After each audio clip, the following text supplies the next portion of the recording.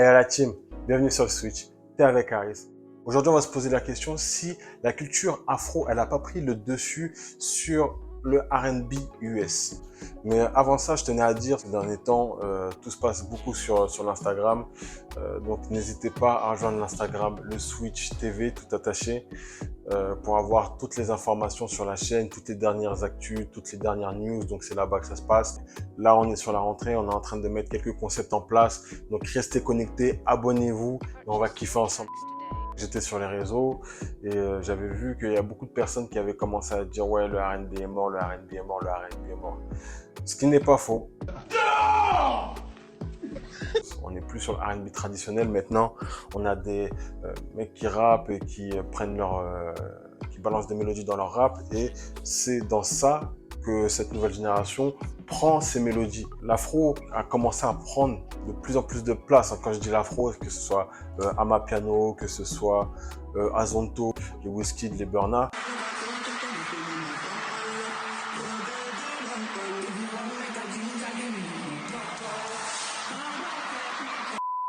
Comment on en est arrivé là et est-ce que le rang des États-Unis a été bougé par l'afro?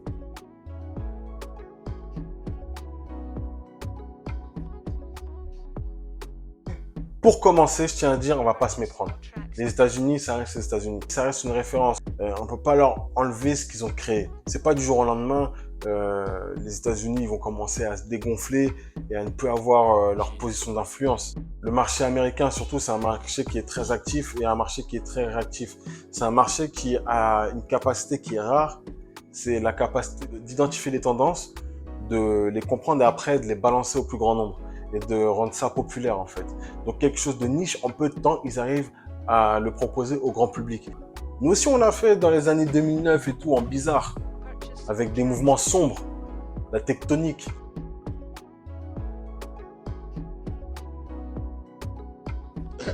On peut pas accepter, hein? On peut pas accepter ça. Et là, en fait, ce qui se passe sur le marché, c'est qu'on se rend compte que la culture afro fait vendre dans différents domaines. Qu'est-ce que vous écoutez comme musique là? J'écoute du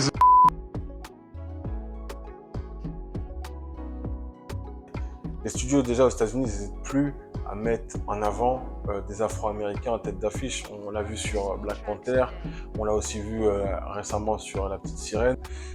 On se rend compte que dans les films, ils n'hésitent plus à mettre des leads noirs, voire même à mettre des super-héros noirs, alors que pendant un long moment, il n'y en avait pas. Je me souviens, l'un des rares super-héros noirs qu'il y avait, c'était Blade. Et après, on n'a pas forcément eu beaucoup de super-héros noirs. À part Omar Sy dans Intouchable, mais ça, c'est autre chose encore.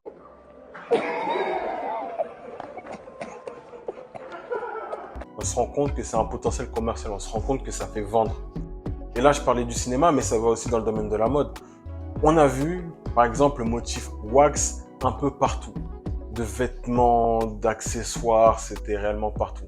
Et toujours dans la mode, il y a des marques qui aussi n'hésitent plus à prendre comme égérie des personnes comme des rappeurs. On voit par exemple Boss qui prend Future. Donc on peut le dire, le noir fait vendre, l'afro fait vendre. Si on revient sur le marché français,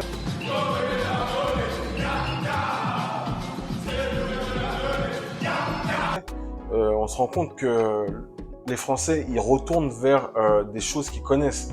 Il y a une quinzaine d'années encore, on entendait beaucoup « ouais, il faut collaborer avec les Caraïbes ». C'est quelque chose qui est moins recherché par les artistes.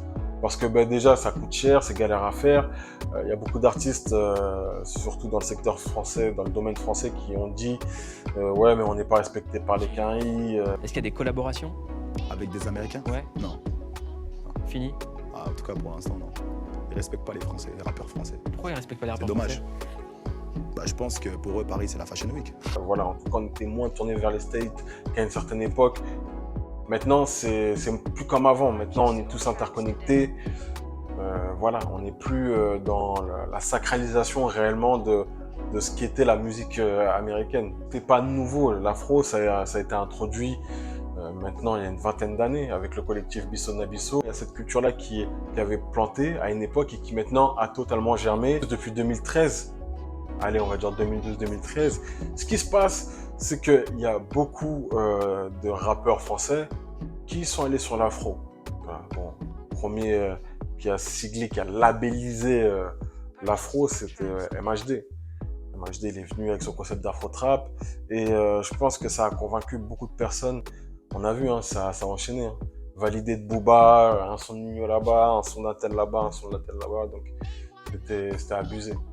Donc réellement, il y a un retour aux sources et les gens ils se sont appropriés leur musique, le hip-hop avec leur code.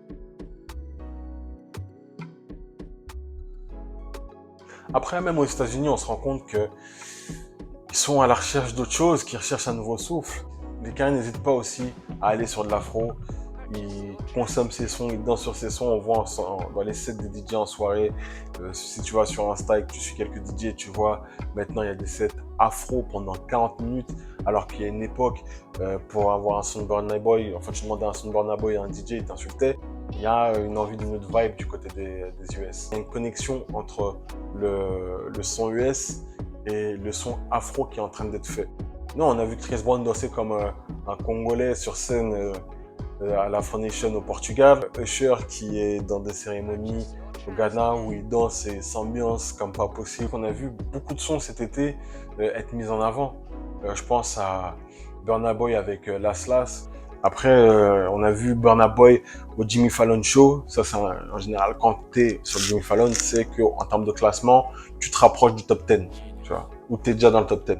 Mais c'est que ton son plaît aux masses. Donc, ce que je pense, là, l'afro domine. Après, est-ce que l'afro va dominer encore et va remplacer le R&B? Ça, c'est une question qu'on peut se poser. Quand je vois Chris Brown sur scène au Portugal pendant un festival afro, quand je vois le carton de Burna, quand je vois Thames qui est un peu partout, qui est même samplé, ou quand je vois Usher qui performe au Ghana et qui s'ambiance comme jamais, je suis tenté de vous dire que oui, l'afro a remplacé le R&B, clairement, et que le R&B même, si tu approfondis encore plus, le R&B s'est fait remplacer par le hip-hop. Donc, le R&B tel qu'on le connaît, il a muté. Aujourd'hui, il faut en avoir conscience. Le R&B qu'on a connu en 2003 avec les Usher, Alicia Keys, My Boo, je pense que c'est quelque chose qui n'existe plus. Je pense que l'afro va encore durer pendant un petit moment. Je pense qu'il y a possibilité que l'afro se fasse réellement une place à part entière et que ça peut être le son d'une nouvelle génération.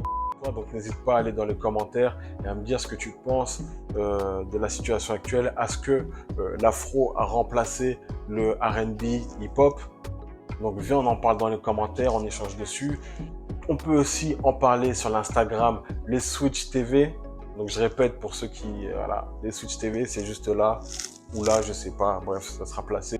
Abonne-toi à la chaîne, on est connecté, viens dans les commentaires. Maintenant que vous savez ce que vous avez à faire, on se suit, on s'abonne, on se check sur Instagram et je vous dis à la prochaine vidéo. Ciao l'équipe. Sur ce, sachez-le,